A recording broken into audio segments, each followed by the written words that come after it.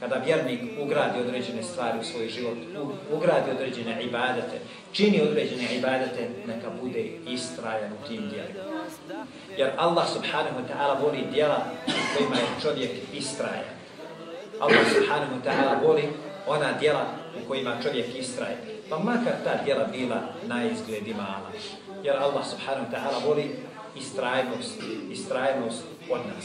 Zato kaže Allah subhanahu wa ta'ala va'budu rabbeke hatta ya'tiyakal yaqin. I robuj gospodaru svog, klanjaj mu se sve dok ti smrt ne dođe. Znači Islam nije trend, nije moda. Neke ljude ponese zanos, pa vide da je atraktivno u nekom vremenu biti musliman, jer mnogo je onih koji su muslimani. Pa i on se odjednom probudi, hoću ja biti dobar musliman. I odjednom za mjesec dana ispura ono što mu je bilo u glavi, gotovo ostavi ponovo i namaz i ostavi sve.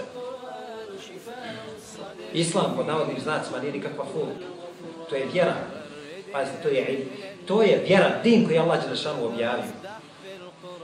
Vjera nije moda.